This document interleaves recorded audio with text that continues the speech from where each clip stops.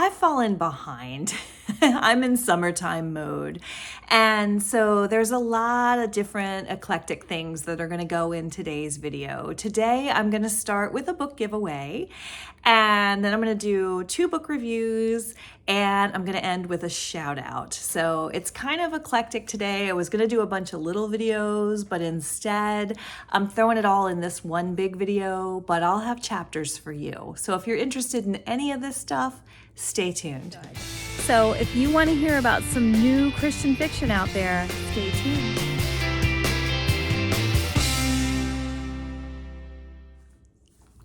Hi everyone, welcome to Book Talks with Miss Thomas.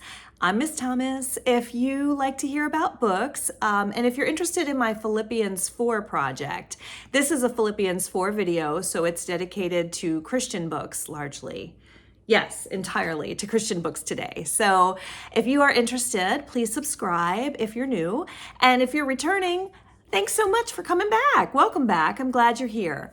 All right, so I'm going to start as promised with my book giveaway, One Little Lie by Colleen Coble.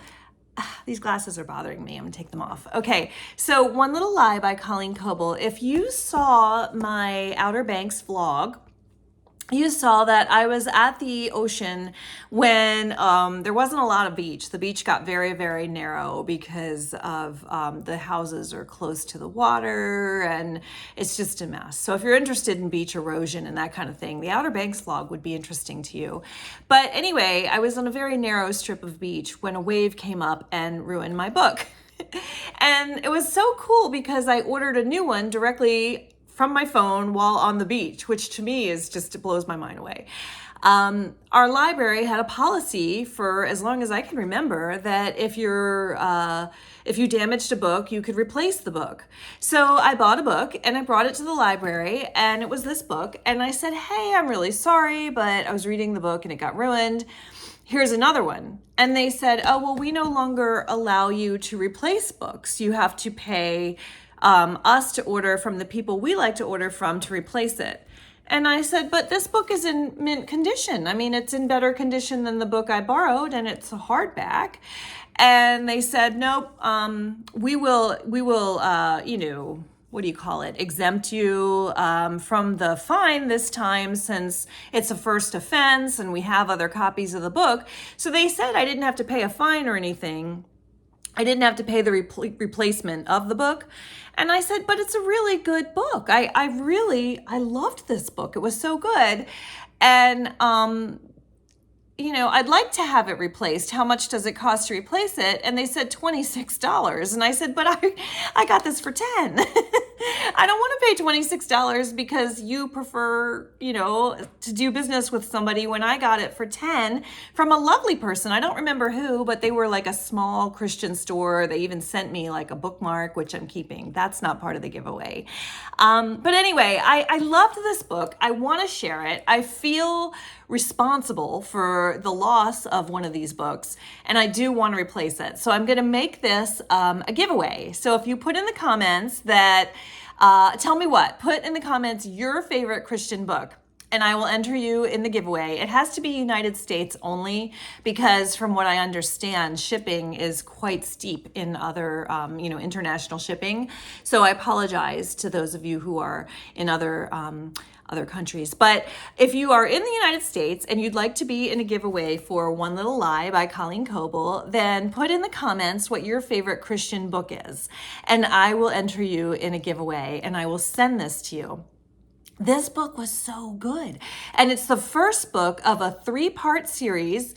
And it begins with this teenage girl, and she's pregnant, and she's in a cult, and she gives birth. And they won't let her go to the hospital. She's terrified. And then there's like this fire breaks out, and she escapes in the middle of the night without her baby and her father. Her father pulls her out and rescues her, and they escape.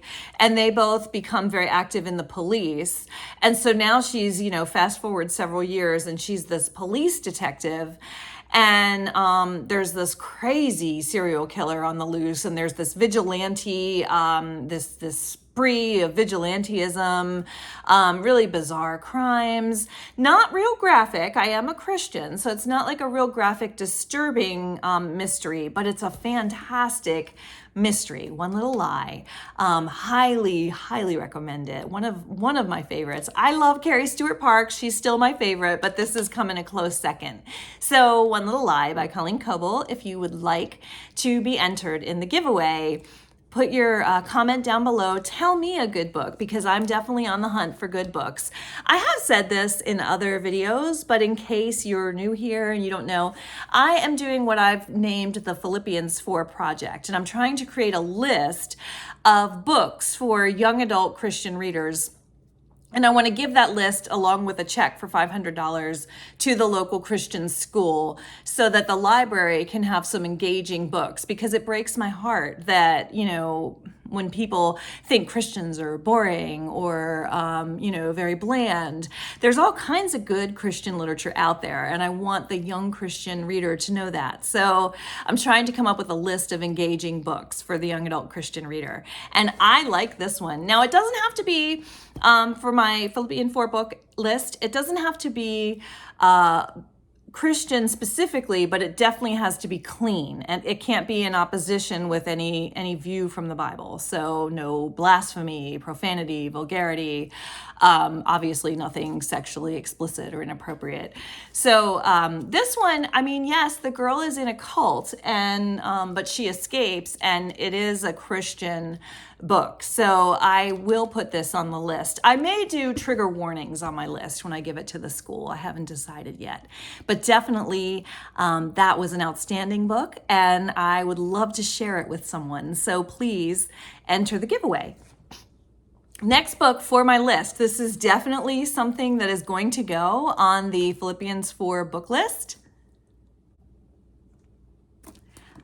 The Librarian at Boone's Hollow was fantastic. I absolutely love this book, and it will definitely go on the Philippians 4 list. Now, I believe Katie at Paperbacks and Ponytails recommended this, and Amanda at Book Lover Amanda also suggested this book. I think in my What Should I Read Next video. Oh, and Ariane at Book Zealots. I think they voted for this one. So I read this and I loved this. And it was really definitely nothing objectionable, truly lovely book, really engaging characters. It was a little bit of everything. It had a smidge of romance. It had some girl drama. I like that, girls getting to try and be friends and having their differences.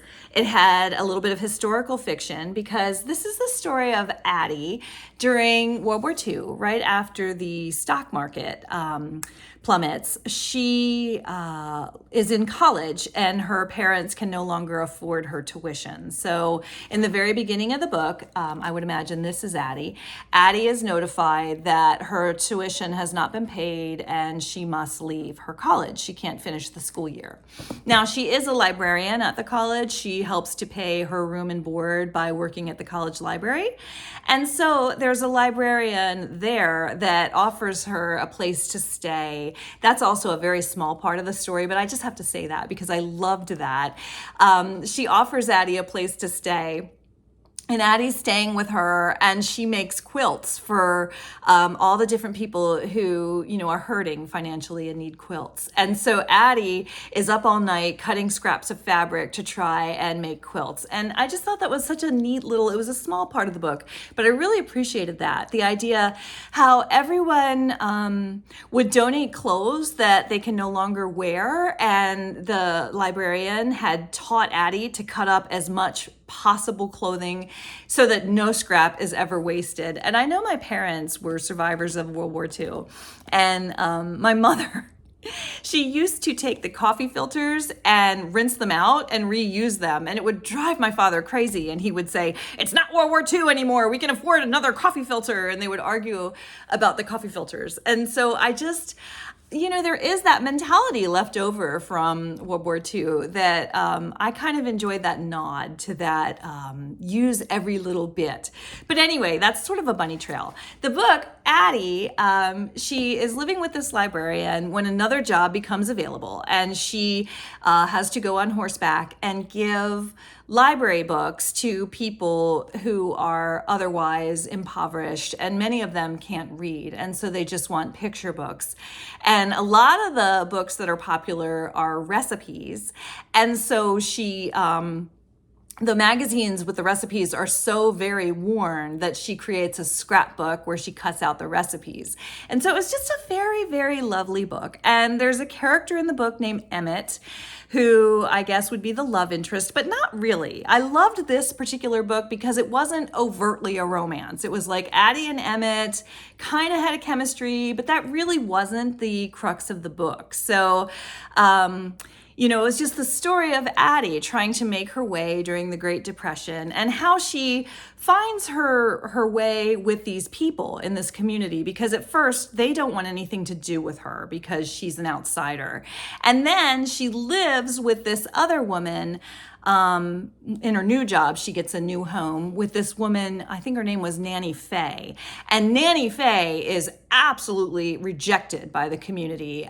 She's perceived as a witch because she uses, natural remedies for things like special teas and things. And you find out Nanny Faye is just a very, very sweet, very lonely, elderly woman who's just been, horribly rejected by the community, but she's a lovely Christian woman.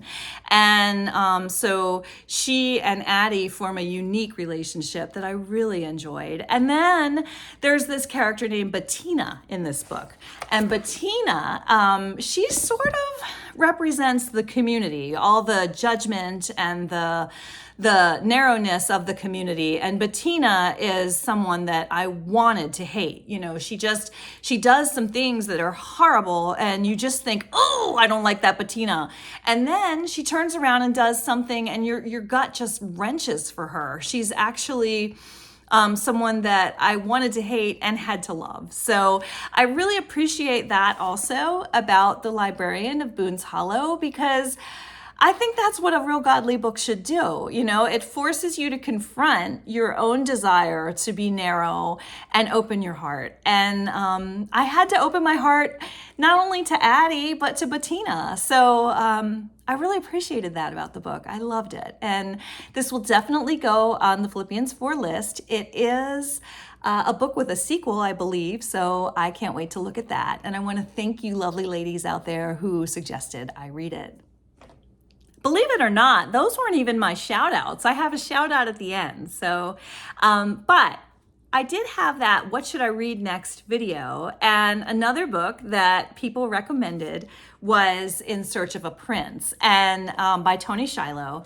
And I absolutely enjoyed this book as well. So I want to tell you about In Search of a Prince. And can I just say, for what it's worth, this is maybe me, but I love that the illustration on the cover has a healthy looking woman, instead of one of those really waif-like, overly thin women in the big dress. She looks lovely. She looks, healthy, self-respecting. I like her posture. Obviously being an African-American also. But I really just especially want to applaud the fact that she's not unhealthily thin. I really appreciate that. And as a high school teacher, I can tell you that my students have often commented on body image and the desire to have a healthy body image. And I didn't know there was a thing called dysmorphia, but my high school students told me about it. So I think something as subtle as putting a woman with a healthy body on the cover of a book is noteworthy and definitely worthy of praise. So thank you so much, Toni Shiloh, for that. In addition to writing your wonderful book, In Search of a Prince. And this is the story of Brielle. And Brielle lives in New York with her mother, who is a pediatrician. Her father died when she was very young, so she has little to no recollection. I don't think she remembers her father at all. But her mother remembers the father, and they were in love, but they did have a falling out because, come to find out, Brielle's father was actually a prince in Africa. And so Brielle's mother didn't know that when she had Brielle. And she, I guess, had a fight with him and threw him out, and he went back to Africa and died. And so it was tragic. But Brielle finds all this out, as a young adult. I think she's a civics teacher when she finds this out, her mother tells her. And she's very angry with her mother for keeping something like this from her whole life. And I love that too. Can I just say, I loved the dignity with which Brielle argues with her mother. I think that's also something that is worthy of praise. So she says to her mother, I'm really angry. I can't have this conversation with you right now. And I absolutely applaud that. I've had that conversation so many times with young adults where I've said, you have the right to be angry at me. You have the right to say, I don't want to talk to you right now. I'm going to walk away until I feel able to talk. And that's a great way to handle conflict. So I liked that. And then Brielle goes to her friend. I think her friend's name was Iris. I'll double check on that. So Brielle goes to her friend and asks her friend to go with her to Africa. And so the friend is a fashion designer, and I loved that. I love the dynamic between Brielle and her friend designing all these wonderful clothes and shopping with her across the globe. And they were in a wonderful palace on the water, and it was just so tropical and lovely. And then Brielle gets to know her father, and she has to make the decision. Does she want to take the throne because Brielle's grandfather is dying, and so he wants an heir to his throne. And here she is, she just found out all this, and so she goes to find out if this is something that she wants to be a part of. And of course, we know from the title, In Search of a Prince, that she is going to remain in Africa and try to help lead after her grandfather's passing. When, of course, the people, there's like a council, and they say only if she marries a local man, so that because she's an outsider, she's from America, and so they want her to marry someone that they can trust, in order to turn the leadership over to her after her grandfather's passing. So she has to find a prince. It is sort of a reversal of Cinderella. How Prince Charming is looking for his lovely bride. Well, here we have Brielle looking for her Prince Charming. And some of these guys were doozies. That was another thing. I mean, if you enjoy just a girl book where, girls get together and go shopping and have fun and complain about bad dates, there were some bad dates in this book. I really appreciated that too. And, there is also a unique sort of love. Now, as much as in my pet peeves video, I talked about chiseled faces and heaving, I do have to say the word chiseled and the word heaving appeared in this book only once, and I will forgive that because it was such an exceptional book. It was very good. It was very fun. And I loved the way that Brielle can assert herself and be independent and strong. I loved that it was a romance where the girl can be, in her own right, and have some authority over her future. And In Search of a Prince, I also recommend. And now for the shout out. Lou at Christian Faith and Fiction. Thank you so much, Lou, because, well, first of all, I love Lou's channel. I highly recommend Lou. She did, in one of her videos, she talked about this book. I don't want to tell you just yet. I just want to start off by telling you, my heart goes to finding books for the young adult reader.